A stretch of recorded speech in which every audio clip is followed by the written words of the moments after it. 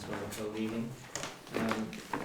We're now in session, and item 1 on the agenda is any apologies from everybody's here. Our borough councillor Johnny. has an audit meeting. Okay. So he does send us apologies. He'll be thinking of us while he's sitting in a cold chamber.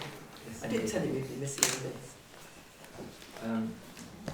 There are, as far as I'm aware, no declarations of any interest. Has anybody got anything to declare? I did wonder if Sue might like to mention that she's a neighbour to 37. Yes, When it she comes to the planning consulted. application. Yes, but she needs to have to say now Right. that she's a consulted neighbour. yeah, it's not actually a declaration of interest. It's the fact I'm a consulted neighbour on 37 Swan Street. Just linking it to it. So it's just another interest at most. Thank you, Sue, for that. As far as I'm aware, no one's asking for any dispensations. And I should just remind everybody that we will be recording this meeting. We hope we will be recording. Well, it seems to be recording, but I couldn't get it to play back, so it may well not be on YouTube. Fine. So we now adjourn the council meeting to give those who are here who wish to speak to an item on the agenda. This is now the opportunity. I know the lady here probably. Would you like Yes, to do you want speak? to stand up or sit down or... As you wish.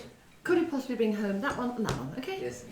Bye-bye. Thank you very much, Jenny. Thank you. Thank you. No need to minute that. Right, I'm here to object to the plan application for 77 Swan Street. Right. I don't know if you've read the correspondence that's gone online. Yes, we have. The proposed development will overlook the back garden of number 33 completely. It's 20 metres from the back fence. The height of the roof will completely block out any light, and it completely lose the privacy of the garden. Look straight into the main living area and the children's bedrooms, and it blocks out any view that they've got at the moment. But the main concern is there's total loss of privacy, not only us, but other properties up the lane as well, at Swan Street. I found a document dated 1968 from Kent County Council under their plan, which actually refers to a bit of land, and it says that it's an area of special landscape value, and the areas proposed that principal industries agricultural should be directly related, and should only be admitted if a strong case for any development can be proved. This was in 1968, and it's stayed like that since then. And the planning application has had to take that into account. I can't see that's been rescinded. And this application actually redevelops that property into, it's completely out of character to the rest of the houses in the village. There's the environmental issue, because there's quite a lot of wildlife up that lane. Newts, crested newts, there's badger sets, there's even hares I've seen up there. I've taken the children up there, that will go. And another huge problem is the surface water area that's going to be created by the roof line. It's just going to completely flood the lane. We submitted pictures of the lane as it is at the moment with the flooding. I mean, it's just horrendous, and it's going to drop down the water table, the back gardens of everybody. There's also going to be the issue of people using the lane while building work's going on, because you can only get a small car up the lane, and you can't get a lorry up because they've just had a tree removed, and nobody could walk past the lorry while the tree was being moved, and it's a public footpath. And you can't get children up. They walk to school up that lane, lots of families do. And it's the safety of the children that goes forward. But our main concern is, it is used as, main concern is the privacy, loss of privacy, loss of light, loss of view, and looking into the back of the house at the moment, being only 20 metres from the back of the house. That's a real concern for the children playing in the garden. It is at the moment holiday let, and whether that continues or not, there maybe have to be an application for change of use. If it continues, there's going to be different people looking at children every day from the windows at that, which is sad. Thank you for that. You're here to object as well, Yes, for the same. It's my house. I right. live at number 35. 33. Oh no, yeah, you're right. I live at number 33, and it's going to be 37 around the back. And for all the similar reasons, it's my children in the garden. Yes, it's the fact at the moment it's. I mean, the property is on lots of different websites like Airbnb, country retreats, etc. everywhere, and it's a short-term holiday let, so you get different people there all the time. Like Monica said, the lane is very, very narrow. It's not an extension; it's a redevelopment completely. It's a completely new building that's going up, and that will expand the capacity. At the moment, it's fairly low. I think they say 4 people, whatever, but they could market it for 8 or 9 or more staying there. And yeah, I mean, barely fit one car park there. You wouldn't be able to fit any more there. And yeah, I mean, all the objections are in our letters with photographic evidence. But there's also who owns the lane. There's I'll upload it to the place as well. There's the registry of it, and I'm not sure. Let's see. Well,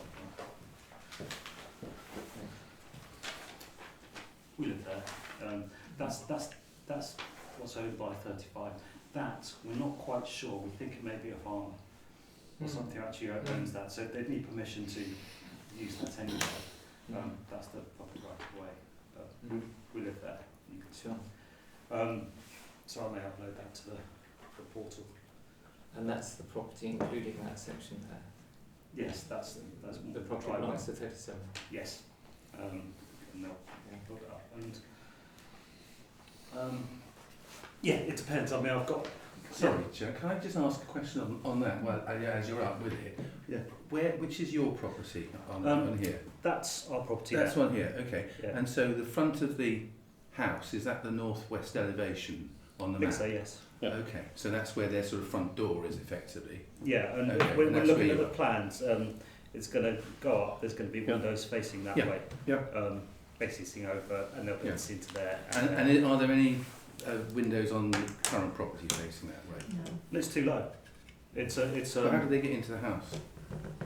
they walk in there. Oh, so currently the front door is not where the proposed front door is. Is that correct? I think they're completely changing the whole scope of it. It's not going to Right. bear any relation to the current property. No, I just wondered in terms of the view and the direction and what have you. If that's you, where's the lady? Is she there next door? 35. No, that's Angela Same and house. Roger, isn't it? And Jeremy. yes, Angela said it's So fine. which one's your? Angela and Roger are 20. Monica's like my mother-in-law. She's Yes. there every day. So Monica is here. Monica's okay. no. Monica, she comes to ours every day. Oh, so she you're lives both here. talking about the same house? Yes, we're talking about the same house. Yes. Ah, Got it. gotcha. Angela and Roger's up here, I think. But Yeah. That's them. Yes. That's their wood. Yeah. Yes. So that's Can I just confirm, there's 2 skylights facing the direction of your house, Yeah. yes? Yes. And 1 bedroom window. Well, any of the windows is all on the first level. It doesn't go up to a second level. Windows on the first. They're proposing to add another level to it. there we go. Right, I thought there was only 1 That's facing what the north. proposal is, isn't it? Yes, so they're adding these windows and a whole new floor. The skylights. Yeah. Okay. Yeah. Those aren't skylights. There'll be windows out because if you look inside their rooms up there. No, what I mean is to picture the roof, they would qualify to be termed as skylights. Oh right, okay. You know, but I mean, I understand what you're saying. Yeah. Yeah, I'm just okay. So Thank you. you've got special local knowledge? No. Well, not really anything I can say on it. It doesn't affect me whatsoever. I mean, I have to say, I walked down there on Sunday. Mm.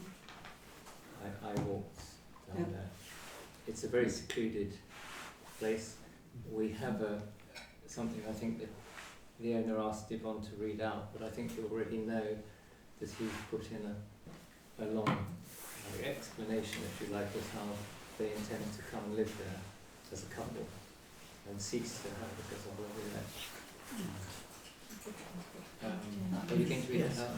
Yes. Yeah. He's also going to apply to have the garage made into an annex. He Well, hasn't got the application. You know, there is a garage on the right-hand side, Yes. so there is room for more than one car down there. It is a very narrow access, but it lies actually quite a long way back from any other property. I mean, I walked 40 paces between the fence line of the houses there and that house. And to be frank, I mean, even with a site, you know, they can't look over that. They're not overlooking in the sense that you're talking about. It's As though 20 they're- metres. It's 20 metres from the back fence. Well, I reckon it's more than that. We measured From your it. back fence We measured it. to the house. Yeah, we measured it. But not from your nonetheless, house. Yeah, granted, you wouldn't be able to see into one end of the garden, but you would onto the other end of the garden and our patio, and also into the rooms. At that angle, It's quite a long distance. I looked at the angle, and you could see straight in. You just have a pair of binoculars or whatever. You Well, could but see are they going straight. to want to do that? Well, You know? yeah.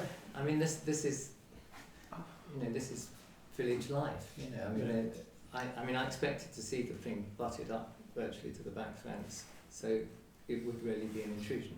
But I mean, I'm obviously not trying to influence anyone particularly, but I did actually go and look, and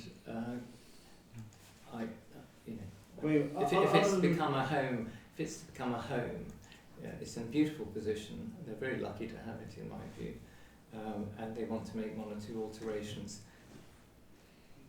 I just didn't feel that it was particularly intrusive. That's all I can say. But you know, I'm welcome to hear from other people that things may be different. Yvonne, I think he said that he's actually spoken to neighbours about this. The owner. Yeah, said he called round, hasn't spoken to you? Speak to us now. No. Also, the planning notice is not very. You can't really see it. It's stuck to I think the fence at number 27 No.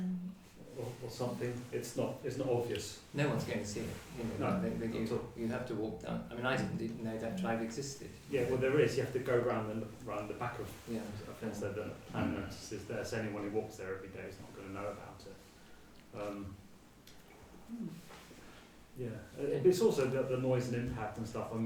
Like I said, it's not just an extension. It's basically creating a new house, and so that's going to be quite a long while of trying to get all the building materials up and down the lane and Well, I'm afraid, you know, I've been doing that to most of the villagers here, and I'm afraid it's something you just have to take in your stride as a neighbour. If your neighbour gets planning permission to do something, then you have to live with it for a period, and then it's over. But I've got it here, would you like me to would you just like to read it out? read out? Further to the above application, we, the owners of the property, note a number of comments submitted relate to the use of the property for holiday letting. We would like to take the opportunity to clarify our intentions for the property. First, a bit of history.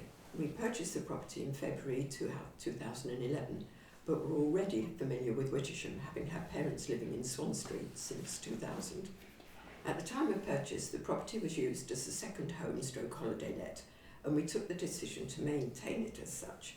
The property is currently let through rural retreats and offers high quality short stays with a maximum occupancy limited to 4 persons. We have recently taken the decision to sell our family home in Hawkhurst and make Wittersham our home. The purpose of the application is to provide accommodation more suitable for full-time living. The main aim is to move 2 bedrooms into a reconfigured roof space, allowing better use of the current ground floor space for reception rooms, with a modest addition to the rear of the property. The addition takes the overall footprint to 129.2 square metres from the current area of 108.8 square metres. Another comment refers to the proposal as overdevelopment. From the above figure, you will see the additional footprint is modest. The current property consists of 3 bedrooms and will remain so. In addition, the comment states that our proposal would overshadow neighbouring homes. This is not the case, as the resulting building remains lower than all neighbouring properties. To sum up, if the application is successful, the property will cease to be let and will become a permanent home. Therefore, any concerns raised regarding increased occupancy will be reduced to the two of us, more vehicle movements and greater disruption can be alleviated. We believe the proposal would result in a home that sits sympathetically within its current plot, without detriment to surrounding properties and its rural setting. Hopefully this helps clarify our proposal. Can I just ask a question then, because it doesn't clarify it for me at all? So it sounds from this that the existing use of this property is as a holiday let, not as a CT family home. So is this application for an extension to a holiday let, or is it for a change of use to a family home? If it's for change of use to a family home, that's a whole another ball game. So I think it should be clear to anybody who's looking at this as to what this is. So is it an extension to a holiday let, and then they intend, after they've done that, to put in an application for change of use, because that's simply planning by stealth. They should be open up front about what they're doing, because they seem to be in that letter. So my question is this an application for a change of use alongside the extension? I think we leave that to the planners to work out, don't we? I mean, Well, no, I think that's a crucial question that the parish council should be asking itself and anybody in the village, because ultimately, if that is the case, then anybody who has a holiday let in the village can simply use this same strategy to turn all these, they've got these holiday lets on the basis of that planning policy, which is much more lax than one for a permanent home. Permanent homes, it's many more hoops to jump through. So I think it is a crucial question that the parish council should be asking, in my opinion. It's definitely one I would be asking, as an interested person living in the village, because I mean this is just simply planning by stealth.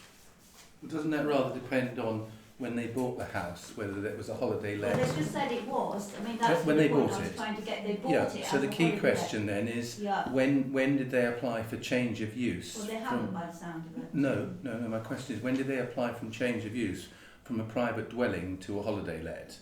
Because if they never applied for that, no, the existing use, no, that's not how it works. The existing use will be what it's being used for now. So if the existing use is a holiday let, as the chair said, that's definitely going to be a planning matter, because if it was never asked to be a change of use, it could, for whether that's right or wrong, it could well be that it's still registered as a domestic dwelling, in which case then that goes back. The other thing that was mentioned by several people I spoke to was they had a concern over the height of the property.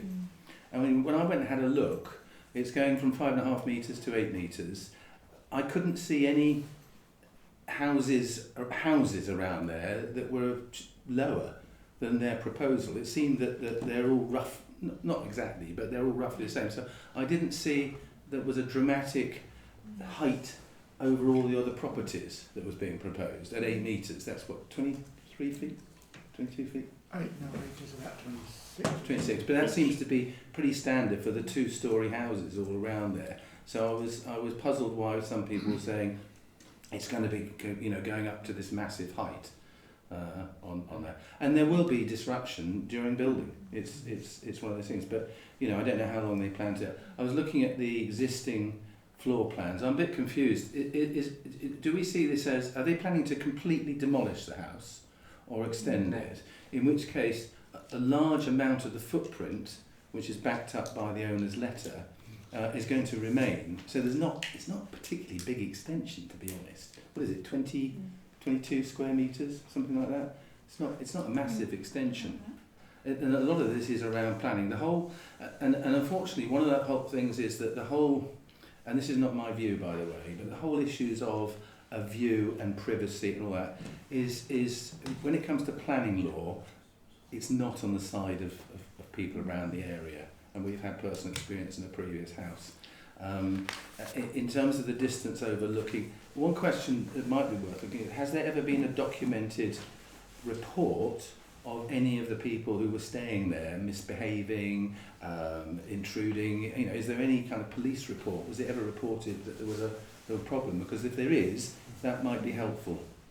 The chances are probably isn't, but at the end of the day, entitlement to a view, light, all of that a lot of us would probably agree is common sense right, doesn't stand up in planning law.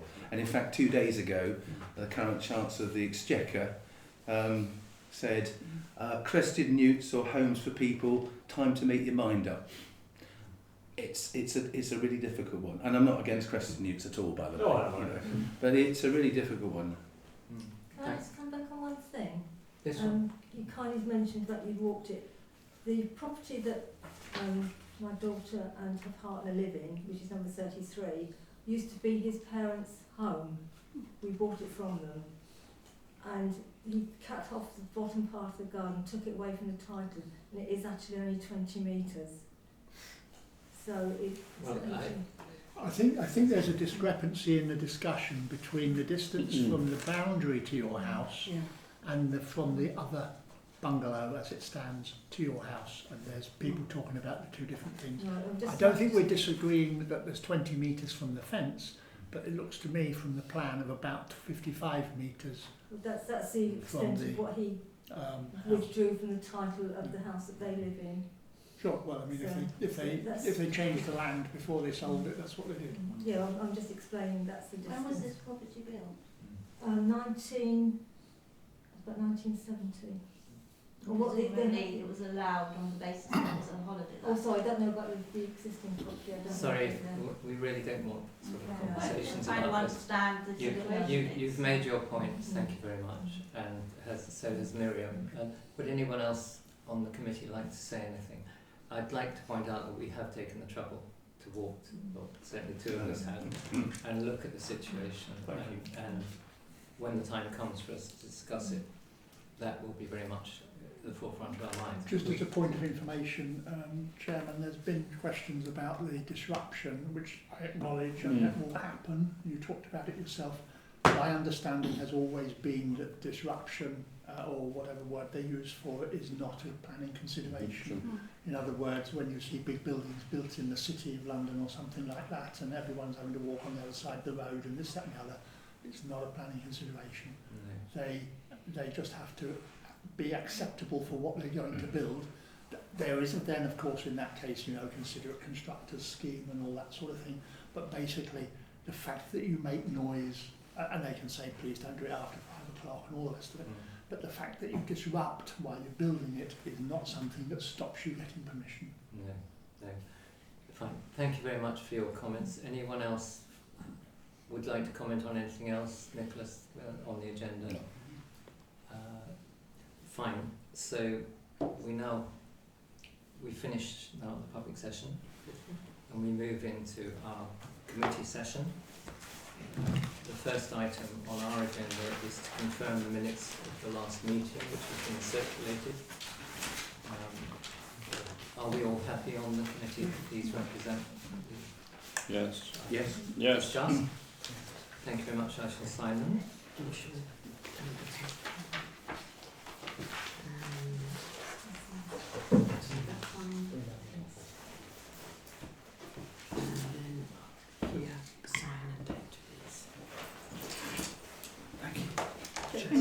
Bye. Thanks for the food. Pleasure.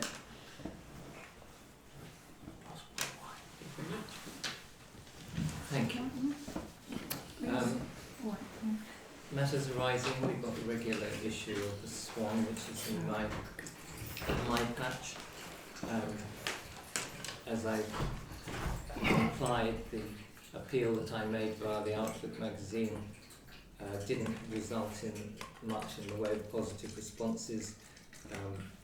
I reported that to the parish council, and the decision is that we shall hold a public meeting in February at which villagers will have a chance, a last chance really, to say whether or not they're going to support the acquisition of the pub in any form or other. And if the result is negative, then I'm afraid we have to accept the fact it will gradually deteriorate and eventually become a building site. So, a bit disappointing. And it's in the outlook, by the way.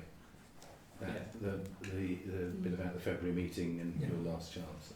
So that's right. That's good. Sports club lease update. We were getting a bit of positive vibe at the last meeting. At the moment, the vibe is not particularly positive. There's some disagreements. I think Miriam will be as well informed as anybody else about this, but there's still a long way to go, I think, in terms of getting the sports club itself established as a CIO and an agreement with John Mallet on that point, and the subsequent agreement that there will have to be with the commercial side. So we'll keep monitoring, and I'll keep reporting at each subsequent meeting. Alan.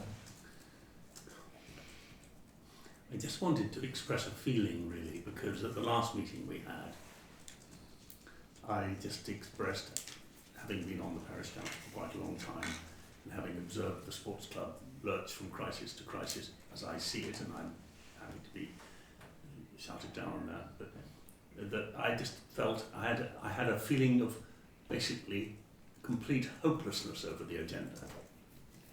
So I took it upon myself to talk to various people around and about, and I had a long conversation with one or two central figures, and sadly, despite their intended optimism, my hopelessness was just compounded, and I saw no future that the matter is going to be resolved in the near future, no possibility that the matter is going to be resolved in the near future, no optimism whatsoever. And it just strikes me that the village, or it strikes me that there are those amongst us who are determined to make the fact of the sports club run and run and run. And that just left me in some state of despair, because there's no possibility of the various characters involved wanting to agree with each other. There just seems to be no will to do that.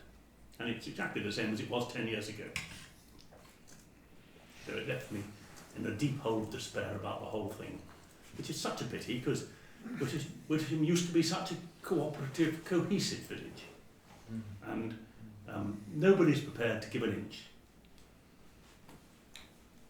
Well, all one can say is that we as the parish council are very interested in this situation, and we don't want to tread on any toes, but if we have to, we will try to do so, perhaps to deal directly with John Mallet, with Willie Everett, if necessary. But it just seems, as you're expressing, very frustrating that the club themselves cannot find some way of achieving forward movement on this issue. I do accept that the relationships with charities and the relationships with other agencies within the village are complicated. I accept that, but there's just no will to cooperate, which is extraordinary, really. Wittersham shouldn't be like that. I think the key thing is that, again, all we can do is pick up on what we're told or what we're heard. Yes. But there seems to be a complete lack of agreement on the point of arrival. Yes. Where they want to get to, and it's apathy combined with obfuscation. Yeah. It's not wildly different to the pub. So we could well be by this time next year there'll be a planning application in for the pub. The sports field will be in a different legal setup, not one that we want, and we've lost two essential components of the heart of the village. Yeah. Thank heavens we've got a thriving school. If you look at any reasonable estate agent, they have a checklist of the things that they mark any village on, yes, and what have you. And we are going down the ladder very quickly. When you bring up the school, and if I get the chance later on, I'd like to make one or two comments about the school. It's not an appropriate moment to do it here, but if I can ask Yvonne, if I may. And the other thing, I'm afraid, that all the arguing that's gone on, it just discourages willing people to come forward in the village and volunteer to do things. And I mean, there are precious few people in the Wittersham who do come forward to volunteer. And so many times, and I think the sports club probably is the one at the top of the thing. Whenever somebody volunteers to help out, they find very soon they get their top lot shot off by some accusation or something, and they retreat because they find it's just too darned dangerous, and they don't last. And again, I say to the people in the village, it's time to put antagonism behind and to get on and actually find a way of agreeing, because there's always a way of agreeing. There always is, and we just go on and on with the same old agenda, decade after decade. And it's time to call it a day. Building on what Alan has been saying, which I appreciate, and on your own point, namely that we hope things will all move along, but in the worst possible case, maybe the parish council has to seek to be more involved. I'm not well briefed on this, I don't claim great understanding, but from things I've picked up here and there, and I'm just building things together, it is possible, in my understanding, subject to more research, that a parish council can have in some way, I'm not sure exactly how, a charity that sits under it. I float this simply because the lease is going to run out on March 17th or 25th. Subject only to the fact that the landlord would hold it over while further discussions go on, and he's entitled to do that. And so this can go on through 2025 or 2026 if they fail ever to get an agreement and the landlord is willing to give them time. It is, however, logically, I don't know the detail, possible for the landlord, were he to wish, and given what we've been told before, his three priorities really are to continue with the sports club, mother's wishes, to have it as a charity, and to have it for the benefit of the people of Wittersham. And I'm now building the castle in the air, were there to be no breakthrough between the existing parties, and the landlord was amenable, interested, even positive, then I think the parish council would be able to set up a charity to be the Sports Club 2025, and as a CIO, of course, and that the landlord could give the lease to the new CIO, which sits under the parish council. The parish council would have a degree of oversight because it would be their charity, but then the or a football club, the or a cricket club, the or a darts club and booze club can all carry on using the ground on the basis of a constitution which would have to be written, but the parish council could, with the landlord, decide what it was. I'm not suggesting that would be my choice. I don't think it should be the parish council's choice. I'm just floating, for the first time I think here, the possibility of a backstop if the parties who presently can't agree, your point, and they certainly can't, don't actually get off their high horses. It may be that rather than them being able to play for the next year or two saying, well, we can always just carry on talking it out, all of a sudden there could be a chop and start again. You make a very good point, actually, on but two I don't things. know all the details. No, you make two things. First of all, it strikes me as remarkably similar to when a local authority gets into a real state and central government take it over. I mean, that's happened with a number of cases. The other thing that, and I'm conscious that it's not meant to sound impolite, but the current owner of the property is not in the first flush of youth. If he dies, that will go into probate. And right now, on a complicated estate like that, that could be frozen for a year or more. And that's something we need to be aware of.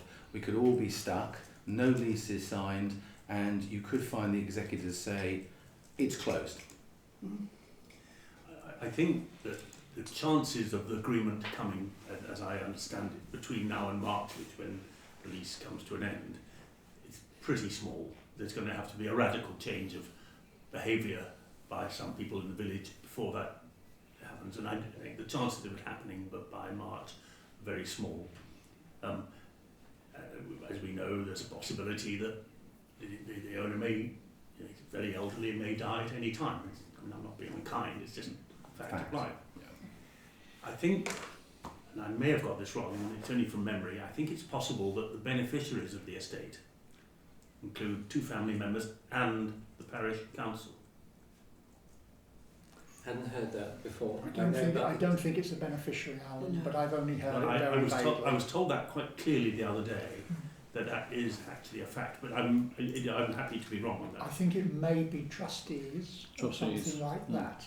Okay. But I The think challenge all is that executors- even if we were beneficiaries, the parish council, I know. it's all frozen That's until right. probate's Well, passed. and the sports club, I mean, you know, the parish, let's face it, the parish council doesn't want to be in that position, but I don't, as a member of the parish council, want to be in the position of being in control. The sports club itself doesn't want the parish council. I mean, as far as they're concerned, as we know, it's their business, not our business. We'd like to be supportive, but if there's any suggestion that we're trying to take over, I think we're not. We just want the best for the village. Yes, Yeah, exactly. that's exactly the point.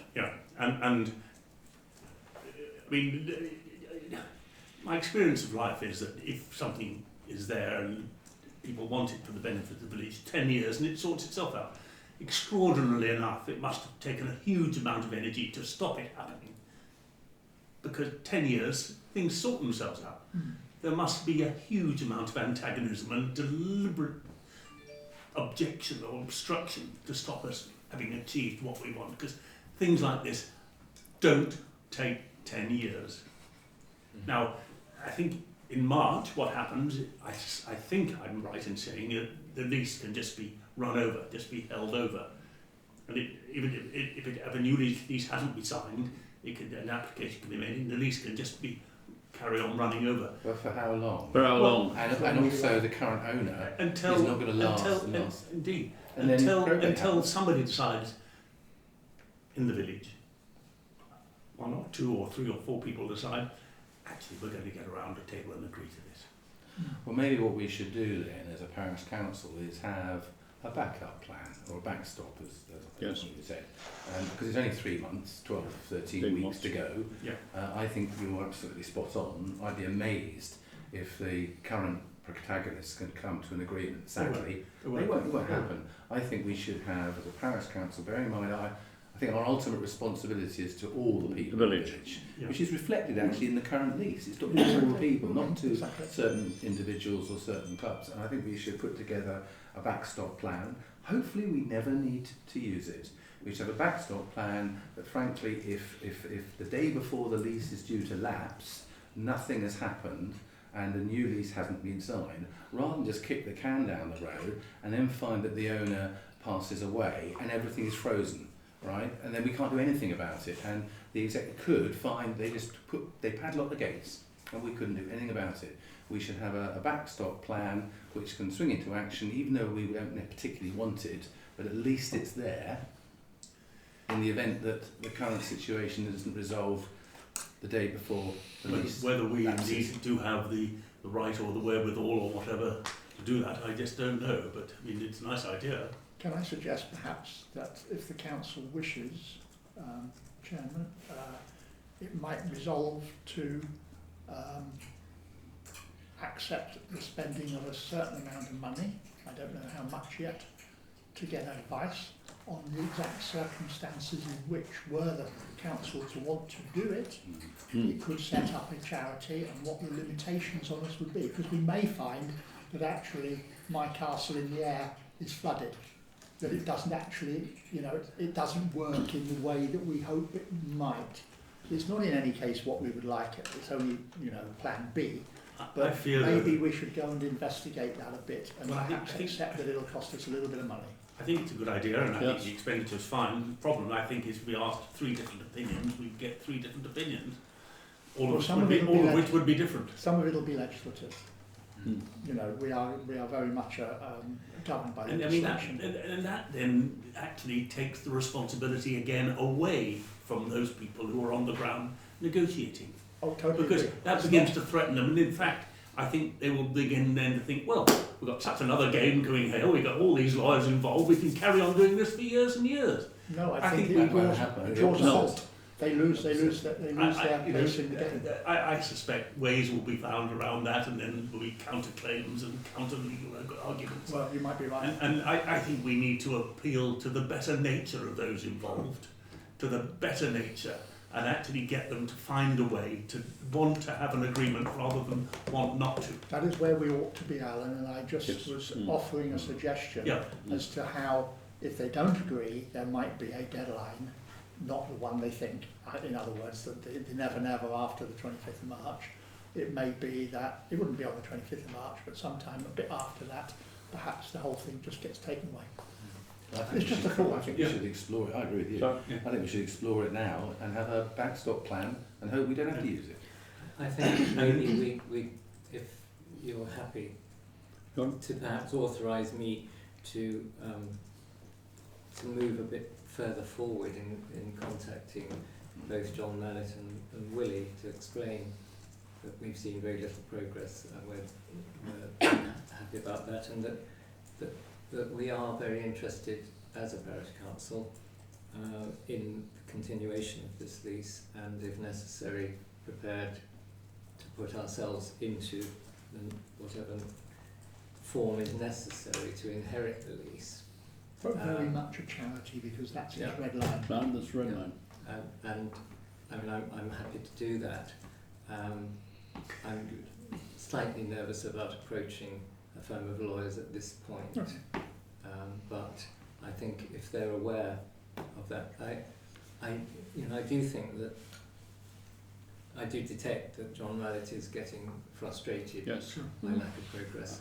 He doesn't see any significant reason why the current lease cannot be signed, but there is this change of format, change of constitution to be gone through, and that's where the current issues are arising, I think. My concern with this is that the players on the ground will see this as really excitingly confrontational, and there's a whole new game to be played, and they will say, oh, good-o, I'm going to have face up to all these lawyers, it's going to be such terrific fun. Yeah, but the I whistle, can goes go in on- 12 weeks, Alan. I can go on playing this game forever. No, 12 weeks. Yeah, 12 That weeks. whistle goes. Yeah. I mean, it could be that if this works, right, and the backstop plan comes into action, then the day that lease lapses, all those players are out of it. They might put forward all sorts of opinions, and hairs can run all over the place.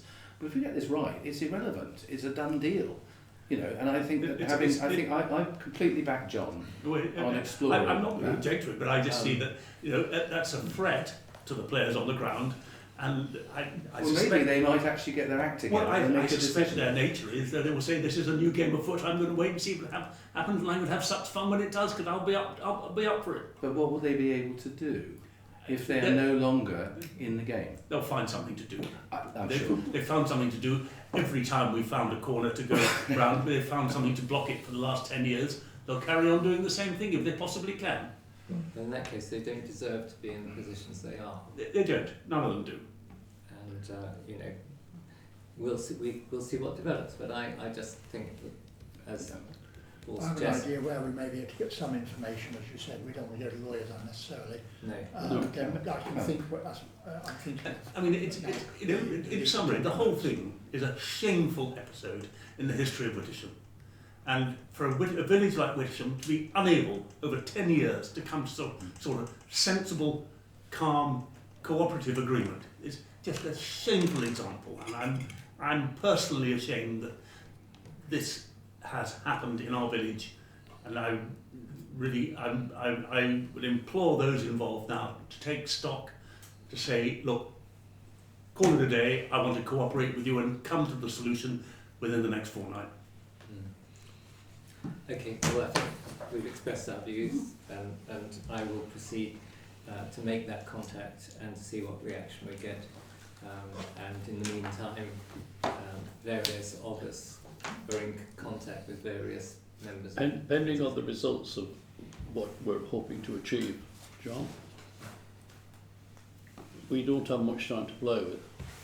No, No. Well, that's, and it may well be that Mr. Mallet has got so frustrated he wants to give it up to something else. I would agree with you to seek advice at this point in time, but time is of the essence, and 12 weeks is 12 weeks. And that puts the pressure on you, which I accept. I mean, that, from all I've heard, not only John but also his successors and trustees, his son and his nephew, are entirely in favour of the continuation of a lease. Yes. So, as Alan, for God's sake, why can't we get on with it and get it sorted? Anyway, we'll move forward in that manner and see where we can get. That's what I come up to do. Okay. Item C. Possible transfer, parish council land on ABC. This is to a certain degree dependent upon an S106 agreement, and we're moving on that to the extent that I have a firm who construct play areas coming to the village in the new year, and Yvonne and I and Sally would like to be. Sally would like to be involved, that would be great, and possibly one or two others from the area with children. You won't find them here. Sorry? You won't find them here. Hopefully we'll meet and we'll be able to get a draft design and a price, which is what we need to go forward with if we're to have a hope of getting the money we want from Ashford Borough Council under the S106 agreement. Of course, dependent upon whether the planning application for the development at Stocks Road is granted permission. So, but all we're doing is preparing the ground, if you like, for if that should happen, we will have a plan afoot. And we're encouraged to do that. We're not being premature. Ashford would be the first to say that's what they would like us to do, as a general point. Yes. Yeah. It's only really the parishes that have stuff built all the time that are into that scheme, whereas we have one in a blue moon and we're not really geared up for it as well. Sure. That's where we are with that one. The land fronting the front of St John Baptist Church. Has the meeting actually happened? It's tomorrow afternoon. Tomorrow. Okay. You think it's tomorrow? Are you there, Geoffrey? Well, for my third attempt, yes. Well, you've got nothing better to do, so I mean, that's fine. I never do have anything better to do. Okay. 3 o'clock. 3 o'clock. Has he confirmed he's coming? Well, he was, yes, and I told him we can park here if he gets stuck. He will be strangled if he doesn't turn up. Well, I think the weather's improving anyway, so you should have a better opportunity there. Item E, caretaker scheme. This is our attempt to screw some further money out of Ashford Borough Council to support the caretaker scheme, for which they've given us no increase in payment for 8 or 9 years, 12 years, and we've had the answer, which is essentially no. I could read it out. I don't think you need to read it out, but they reckon that, I mean, at the moment we're in the bargaining stage, I feel, but they are, I'm sure they've plucked a figure out of the air, but they consider that the sort of cost they're currently paying doesn't justify any increase, because they can see themselves doing a basic job, and Ashford are always trying to save money, therefore they probably wouldn't do everything that Alf does. In fact, we're sure they wouldn't. Yeah. But they can do it for less, or for the sum that they currently pay us. They see no reason to pay any more. Otherwise, it'll revert to their in-house team at what they say is a competitive price. What other parishes get is what they're saying. They've made a price up that is hard to give any credibility to. That. Yeah. So and they missed out one of the villages, unless it was they just missed out one of the villages. So we're going to have to meet up with them again and examine really their proposition, to see if we can point out to them that actually it's apples and pears. If they think they can do it for their price, then they're sadly deluded. Yeah. They probably won't do it for what they pay us plus a bit. but the danger is that they're just looking at their budget and saying Sure. that's all we can That's afford it, to yeah. pay for having it done, and if they do it in house, they can conceal the fact, apart from the complaints they'll get because they're not doing the full. But effectively, they can conceal the fact that perhaps they're overstepping the budget because it's all in house. And Jeremy and I have been there before; we know more about that. So between now and the spring, really, we need to get talking, don't we? January, really, we need to get this. We need to get over and just have a. Yeah. I think there's an opportunity for a reply to the officer that's written, Yeah. saying things like, you did miss out one of the 4 villages I've on your already told list. them.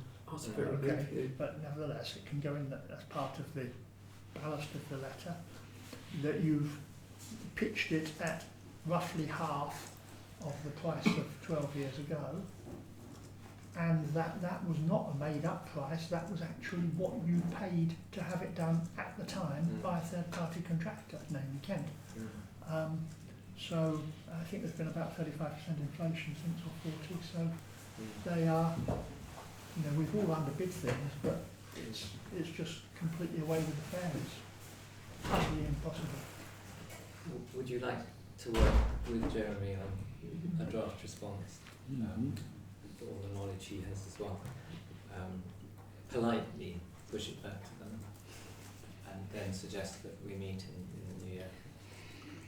We should need some dates too. Yes, yeah, those at the end of the meeting. So that's. The fact is, of course, if this is where we are, then probably the caretaker scheme is coming into its final period, Yes, yeah. because we can't carry on as we are, and they're not willing to do what it takes to help us to carry on. And you know, in ALF we have someone who can actually tell us How it can be done. how it can be done, how many men it would take, and therefore, you know, how many man hours and such and such. We've always got our own needs, but the trouble is that Wittersham depends not only on our needs, but the very large amount of work that we do on behalf of Ashford. And if Ashford, That's right. if we don't do it and Ashford don't do it, then the place will be a mess. But we can't afford it on our own. No. Okay. It might sound obvious, but is Johnny involved in the discussions as our borough councillor? Because I've just found him incredibly helpful on those matters, and he's got a way of finding out information, having conversations with people who can give him meaningful information. Sure. And of course, yesterday they all moved offices, so they will have lost half their files anyhow. But I'd recommend having a word We with probably Johnny. haven't found all the officers yet. Well, no, they're still they're wandering. They've probably popped into the Gurkha restaurant on the way. It's a good lunch place, yes. Yes. Well, I mean, I suspect that we've pushed and pushed and pushed, and nobody has really examined the argument anyway, and we've said we've got to have an answer for the budget meeting, and they've just produced something. They just made something up. Exactly. Yeah. So Go away, you're lucky to be getting what you're getting. It's the shortfall. No. We only asked on the 1st of August after all.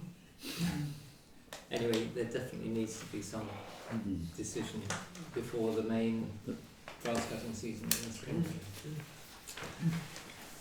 Okay, now we come back to the planning application, 37 Swan Street. There's been some discussion from the floor and from us, and has anybody else within the council got any relevant comments to make through knowledge of the property or street?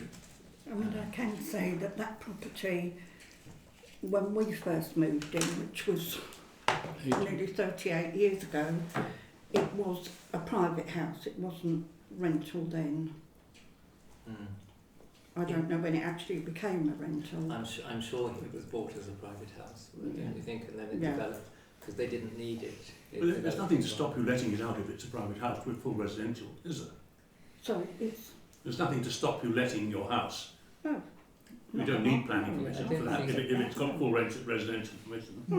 That's the whole principle of Airbnb, isn't it? Yeah, I Yeah. feel that, you know, we were being unnecessarily tested really by a member of the audience on that point, and I don't think it's relevant. I think we just have to decide whether or not we feel it's a reasonable application, so. Can I make a Yes, point? I think one of the points I picked up was that it's a public footpath Yes, it and is. it's used by children going to school. Now, it's not a planning issue, but I think, I don't know if as a local parish council we can make the point that if this does go ahead, can we draw on the fact that the constructors need to be careful they don't run over small children, or, you know, I mean, there will be disruption, but it's not as if it's sort of on the roadside, it's going up a public footpath, and I think it would be appropriate to sort of mention the fact that and draw that to attention. The other thing is that the whole privacy issue, as I mentioned earlier on. I mean, these windows in the roof, and they're mentioned as conservation style roof lights. They're called. Was on that. They're actually very small. I mean, one of them's about 800 metres wide, and the other's about 500 metres. Millimetres, sorry. Millimetres. They are very, very, very small. And I think the issue of privacy is one that is very important. But if somebody's up there spying on families with binoculars in the future, it's exactly the same as any other property in the village. It's a police matter. And I don't think it comes into the planning area. So my own view purely on a planning point of view is I can't see any reason why a planning officer would refuse. Did it get sent, I'm just thinking, did it get passed to the PROW unit? Yes, I was going to say, Okay. that was my issue I was going to bring up. Okay. Because the name on their reply isn't the one that I know. The one that I know usually goes in about the fact that there should never be furniture on the path to block it. Yeah. Whereas this chap has just said, no comment, nothing at all. And I would like to take that further because that's something that they've always said, even down Lloyd's Green. Yeah. You know, they mentioned then that there should never be anything blocking that footpath. And it's a footpath that I used to take my children to school via that way. So it is from that end of the village. It's the route to school. You don't want people driving all the time. So I think it's very important that I should think there's be. an issue as well with the parking and the turning, given that it's a public footpath. Yes. Because when you get two cars... Yeah, but it's always been the case. It's the building. If they're going to build it, there needs to be provision for that footpath still being open. But I've never seen more than one car there when it's been a holiday let, when I've walked the footpath. No. So there's probably going to be at least two cars there now, when it's going to be a permanent home. And to shunt two cars around, unless they're going to reverse all the way back to the main lane, to me it's madness. Well, we can add a comment, can't we, as we often do. Provision. But can we Provision. go back to the basic principle? Paul raised the point about the safety. There are, I don't remember the name for it now, but there are statutory provisions for building things where someone has to be firmly responsible and there has to be a plan for the safety of the site and this and that. Yeah. I mean, I was never involved in the detail, but I know they used to have to go on when we were doing things. And notices, there'd have to be notices as well. But if everybody's had a chance to speak, could those in favour of of supporting the application please raise their hands? Can I just say that there was the point which we thought got slightly mentioned. I think it's a point that Ashford ought to at least have their attention drawn to consider what they do with it is up to them, is the dark skies. Because we are, I mean, Ashford, the whole of Ashford is mostly supposed to be dark skies, but we are actually quite dark. And that's a dark bit of our darkness down the back there. So dark skies, they ought to at least think about. They may take no notice of it, but we can point it out because we do have people in the village who are very keen on dark skies and they do draw it to our attention from time to time, as indeed the objectors did. That's right. And the other thing is, again, the only green thing is the water butt. Which people think, I've ticked that box, I've got a water butt. unfortunately, that's what the planners seem to accept. Yes, that's right. So, in principle, those prepared to support it, you raise your hands.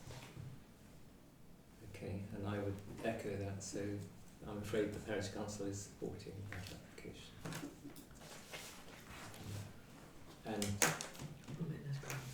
if you can add those comments. Yes, the public right of way, the parking and the downstairs. Yes. Yeah.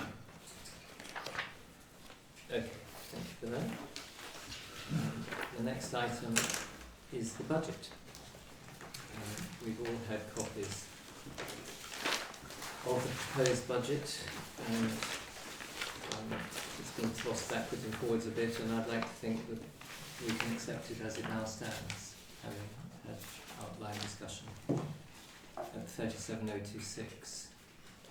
So 35,700. Oh, sorry. 35,700. 37. 37. Sorry, 36. that was the old one. Yes, that was, 37026. Beg your yes, pardon, yes. but that was before we took into consideration the national insurance that we've got to pay. Because my bit doesn't include ALF's, because the caretaker scheme is separate. Yeah. We put in, on this, we put in just our contribution. But But obviously, part of the salary for ALF, or what we do, you've got what Ashford and Kent give us, but we give. But ALF is also doing work for us, But- like the cemetery and things, so we have to take into consideration yeah, a proportion of that national insurance, Yeah, which right. Jeremy has yeah. worked out, which brings it up. Do you want me to just go through Exactly. some figures? Yeah, one for each, and I've only brought three, I'm afraid. I did some figuring earlier, which I've sort of spelt out for myself and for others. Our precept last year was 35,700. We had a tax base of 561 Yeah. band Ds, which meant that each band D paid £63.64. The first thing that's happened, because there are several things going against us in the same year, although even if the precept stayed at 35,700, Ashford has reduced our tax base from 561 to 545. That seems to be largely, if I understood their letter, which I wasn't sure about, to be because they've taken 2.5% as potential bad debts of Yeah. council tax. That was my They're understanding. hanging on to the 2.5%.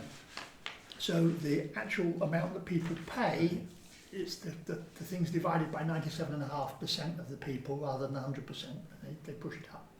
That takes you at £63.64 already to £65.50. It's a 2.9% increase. Even if we just got the same precept, that's what they would put on the bills. If we add the usual 2% to the precept, which is what the government has always allowed principal authorities to do every year, the sort of inflation amount cap, we're not capped, but if we took that, because that's accepted, takes us to 36,414. I'll just skim through these. The next thing is to allow for the fact that there's more national insurance for the clerk. That has to be added in. And we've then got national insurance for the caretaker, ALF, but only a percentage of it, allowing for the bit that we pay for ALF rather than Ashford or Kent pay for ALF. That's actually 12.8% of his remuneration and his national insurance.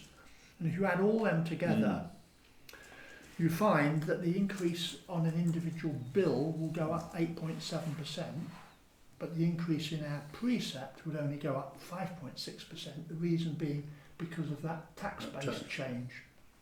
So it would leave us going for 37,700, it's 2,000 more than we had, and that's to cover the national insurance, and then because of the change in the national insurance, it actually pushes up individual bills 8.7%.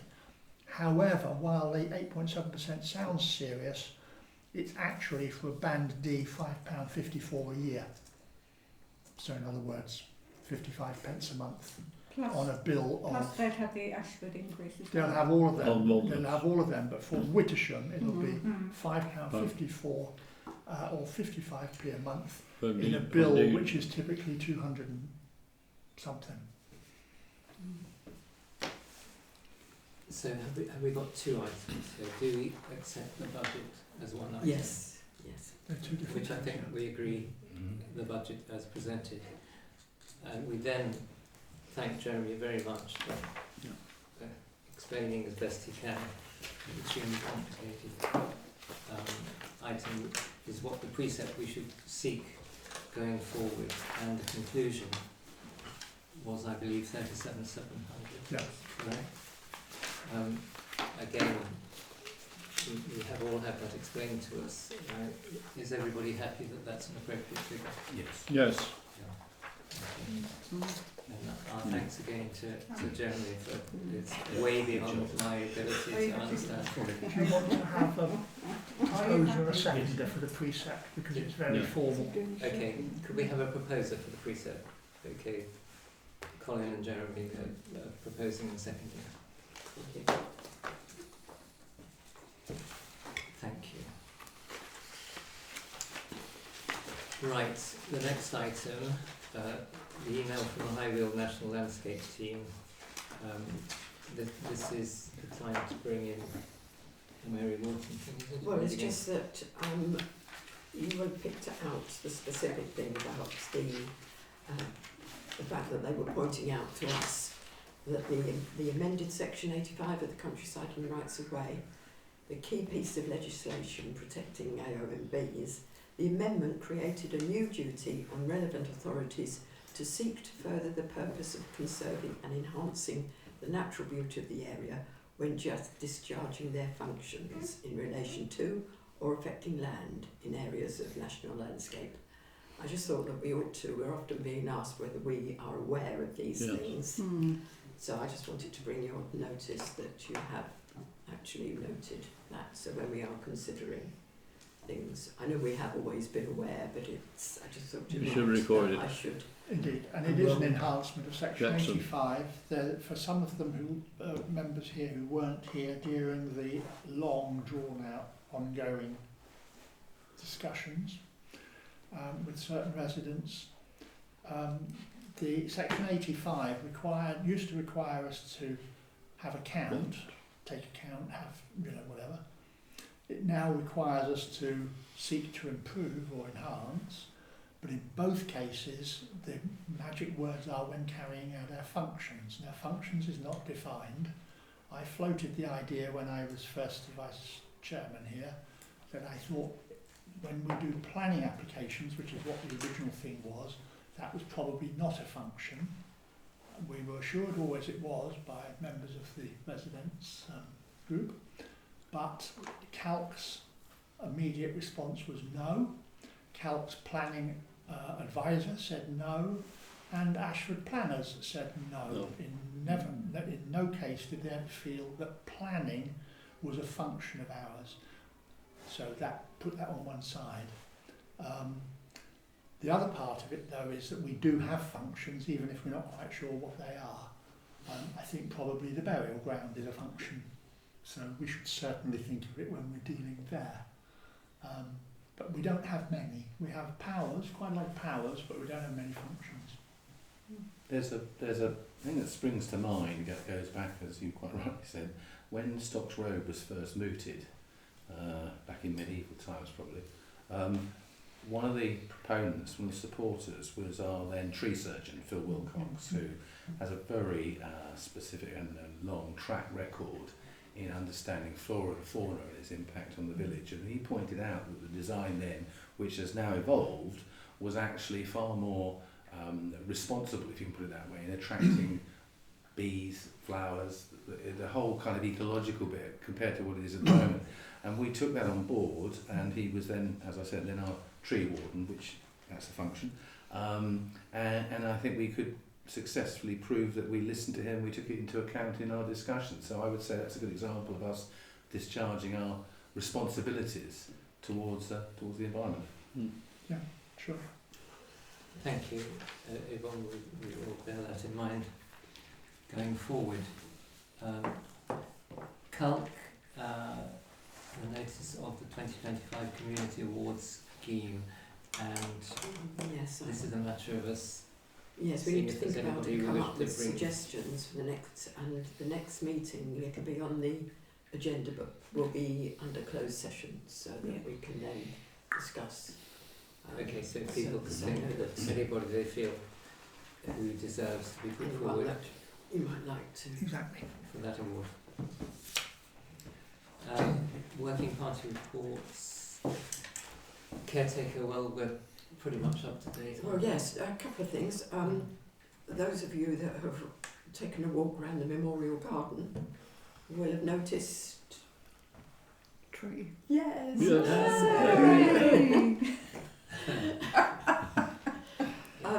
Alpha's planted the cherry tree that we were asked a while ago. And he met with Hilary and her group up there to choose where it was to go. So thanks very much for doing that. So that's all good. And you may have noticed on next door that there were complaints about the hedge being cut and the state of the footpath. Alf came along and cleared all that up as well. I mentioned also to Alf about the Dave Fletcher's comments on the flagpole. Yeah. And he said he will attend to that as well. And I will have a look at the flag and see. Probably have a look at that. Perfect, check. Good. So yes. Thank you very much. Monthly financial transaction statements, you've sent them to us very recently. Anything you'd like to draw our particular attention to? I don't think so.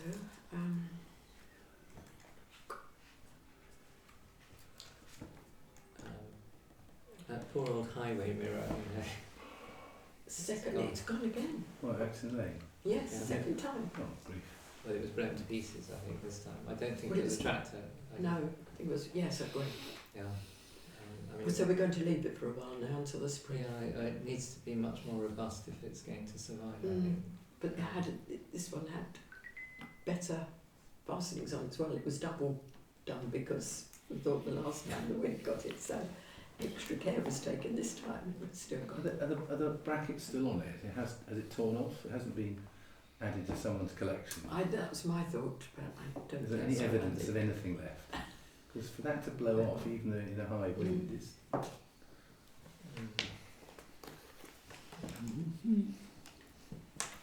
Anyway, I think it was looked for as well. That side. Yes, otherwise I think it's transferred the money obviously. yeah, So you've seen it go out of one and go into the other. yeah. Healthy balances, obviously, but you've explained why Yes, you all saw the reserves when it's I not sent everything it out, so you can see exactly. where Well, it's all. we need that information to allowed. answer questions from the floor if they arise. Yes, you've got it all there, so you know where it's going. Exactly. Thank you for that. Planning, congratulations to the owner of Blackbarn Poplar Road. Eventually. yes. Hold on, yes. Open spaces, any report? Nothing new from me. Apart from noting the tree. Apart from noting the tree. Yes. Yes, exactly. So that's an open space. Yes, it is. Absolutely. That's one of your. Yes, absolutely. Well, indeed, well noted. Yes. Where are we at with the planning application for the work on the memorial? It's in abeyance at the moment because it's been a bit budget-wise this month. Right. Public right of ways, only that we've got the signs going in sometime in December, 40 mile an hour. Highways. Sorry, crosses, yeah, public right of way, that's But walking, isn't it? public rights of ways, we're just getting deeper and deeper into mud, but Yeah, it's horrible. So highways, yes, Well, that doesn't stop you walking. oh, it doesn't. No. You're right. Obviously, we don't. Yes, very good. Yes, well, it's our, Always you'll wipe your feet if you go back into the church. and we clear it all up afterwards, Alan, a note. and the numbers, good? Walking numbers good? 14. Well, Miss Wilbur came in and she was really impressed with the numbers you had. Yeah, that's really, really Very good. confident. Well done. Was she one of the walkers? No, She's she not came it. in very Oh, quickly good. with that. 50. She fled in terror. But I have put in the magazine, you will have seen, we're having our nibbly bits tomorrow, and I have invited people to come along, even those that, you know, used to walk with us, because we've been going now for 12 years, so, Yes. no, 14. Times 14, so 14 years, so the older ones are dropping off. I can always tell how many of you there are because when I empty the washing up machine on a Sunday, prior to service, by your number of cups, I can tell you. It's very good. Yeah, so you know. Yeah. Very good. Yeah, highways, as I mentioned, hopefully something's going to happen pretty imminently. Well, Be prepared for grief. be prepared for Peeling Quarter to be shut off. Yes. The rest of the world. I mean, I noticed they've got permission for 2 days. It's on the 19th of December and the 20th. KCC Highways have decided it's just 1 day, Yes, Kieran. which is the 19th. But there's been a wind up over the last few days on the main road, hasn't there? Hmm? There's been a wind up. It was closed last Thursday. Yeah. Was it? Well, there are still road closed signs all over the place. Well, they haven't been collected. It's, No, it's just a wind up. Mhm. They're They still were just there now, practicing. all the time. Practicing, yeah. I think we should actually take possession of them, say we look after them and put them out on Yeah. on Remembrance Sunday, and just send people round somewhere in Sussex. Well, I think put them on the end of Palstrey Court Road, and then my road would be nice and quiet. I would just like to say that I did have confirmation from Kieran to say that it was going to be on the 19th, although I had picked it up from previous stuff I'd had. And I did point out, because he's the highway improvement plan chap, that the planning application hasn't actually gone to the Stocks Road, hasn't gone to committee yet. So we are still waiting on the entrance, the gateways. I just reminded him that that one's still outstanding. So he said, right, thank you, noted. Is that connected with the S106 or just with the planning? Well, we're hoping that if the S106 does, and We can have not gates. only that, yes, that because then we have one each end. We will have to pay for the one that end, but we're hoping that they would contribute to the Sure. one that end. It would be a condition, would be our aim. We don't have much opportunity to ensure Mm. No, that they'll probably that's, miss it out. that's what we're. So I just Okay. reminded him. Cemetery, churchyard, we're waiting, are we still waiting for that report? Yes, Biodiversity? yes, But it's underway. yes. Well, as far as I know. I haven't Has she chased it. actually done anything towards it? I don't know. We ask. Oh, I will. Yeah, I have, but I haven't heard. I think she needs to give you a reply then. Mm. Will do. Okay. The reports relating to the cult meeting and the AGM, we gave those to you informally over the Zoom, and I'm not in the mood to repeat it all really. Spare Or us. to ask Jeremy to do the same. Well, the minutes have been circulated, so all councillors will know Okay. about them. But the Excellent. AGM. I got something the other day that there was a new method of re-signing in to be able to read them, all the cult reports, and to have That's a new, right, a yes. new password. You can get on the Calc New website. I haven't done it yet. Are you going to? Oh yes, I So, something for those cold winter nights at Christmas. Alan. My fingers were poised, and I thought perhaps I'll just leave it a couple of hours. Right, next parish council meeting, Yep. 14th of January. You let me have a little bit about that. It might be a good idea if in the new year we all filed our holiday dates for the forthcoming year. I'm particularly conscious myself, as I know there are going to be at least 1 or 2 parish council meetings. That's all right. As long as you let me know in a good time in advance, I should be quite Yes. relaxed. So that's been what I relaxed all propose to evening. do, and I think it would be No, helpful no, if no, you want to know. I usually do during I'll the try not to year, be the way- remind people. I'll try not to be away at the same time as you. Do you happen to know informally which months you might be away? No, I'll I think we're on to items for information now, John. exactly. They're still building, I think. Okay. Items for information. Yvonne has. Oh yes, I went to webinar with the Law Commission on their consultation on burial and cremation law. It was quite interesting. Obviously, a lot of it didn't apply to us, but they were talking about grave reuse and reclamation because obviously, especially the urban ones are getting, a bit like us, but they don't have the land to extend. And they were also talking about a standard of maintenance that, to make a note, the government will decide how to make recommendations. And it's for Parliament to pass any new acts needed to change the law. Some of the law on burials remains unchanged since the 1850s, while the main piece of legislation on cremation dates back to 1902. One of the things they were talking about was opening up, and it would be to enable closed Church of England churchyards to be reopened, so that more people have access to burial space close to them and in settings which are meaningful for them. Have you come across that one?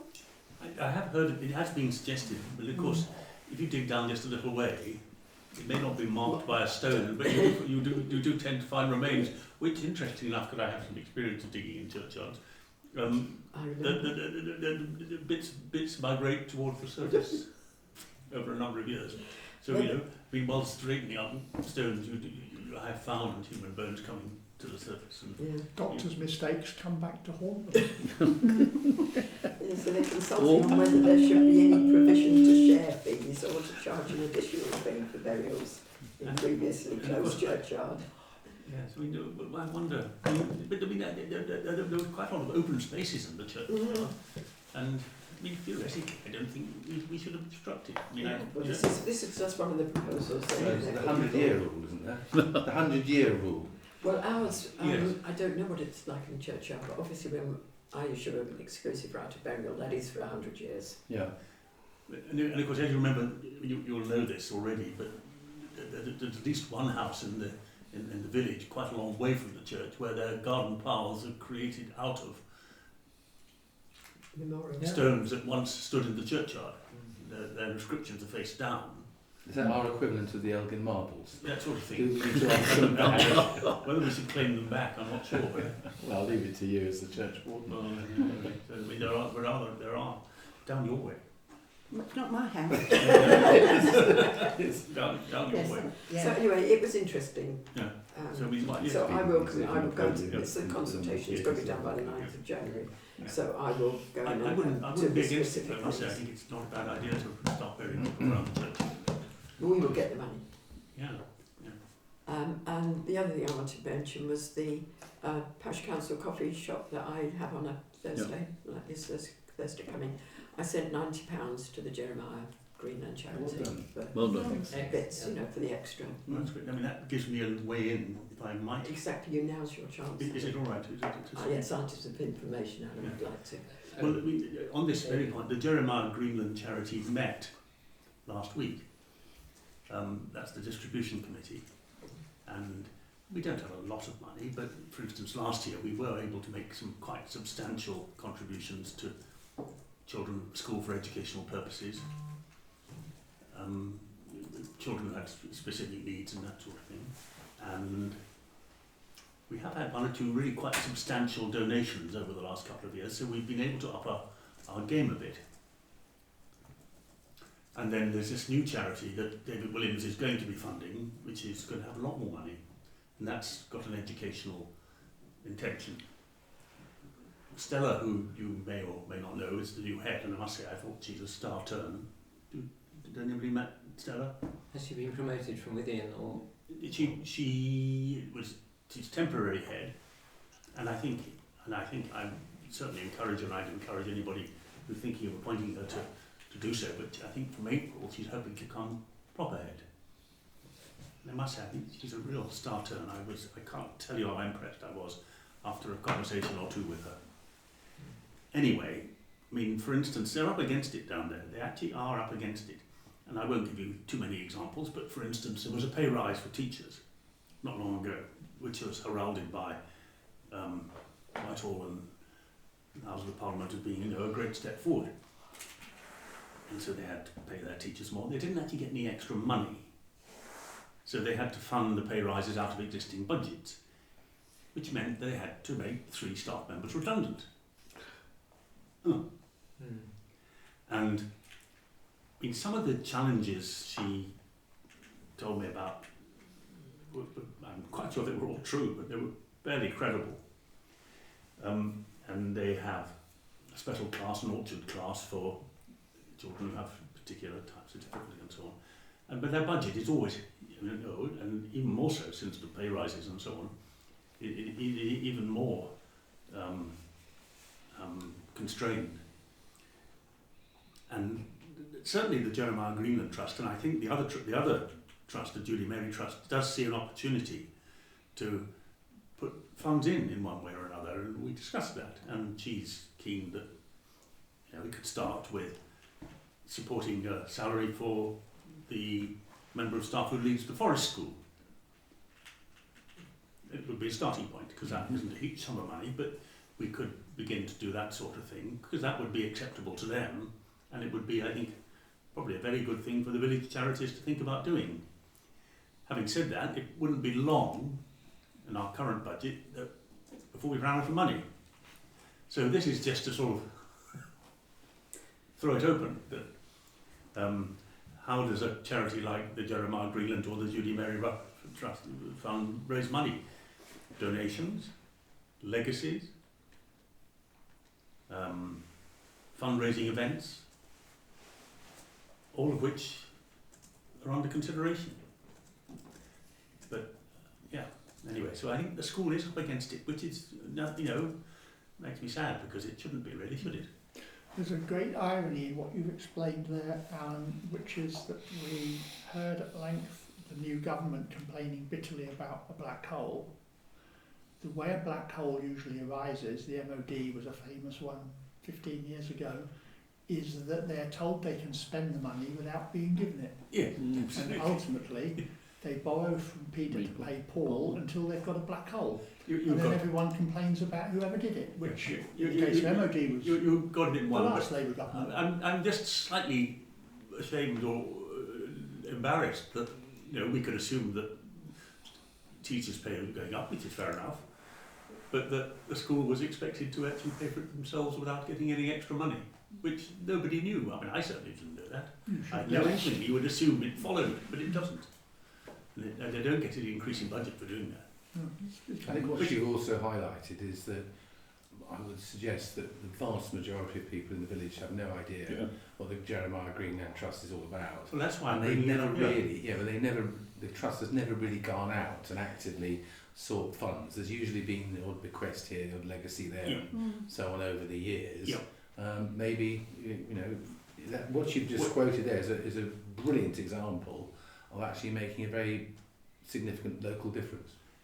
And I mean, there are these 2 charities. One's ancient, 1832, and it has been observed, so this is some delicacy here, that if the amount of money invested in 1832 had been invested wisely and sensibly between then and now, we would now have £300,000 or £400,000. As it happens, we don't know. And a new village hall. And so we looked through the book. There's an old book that goes back to 1901. And suddenly you come across and there's trustees' dinner. It is slightly worrying, but anyway, we don't have trustees' dinners.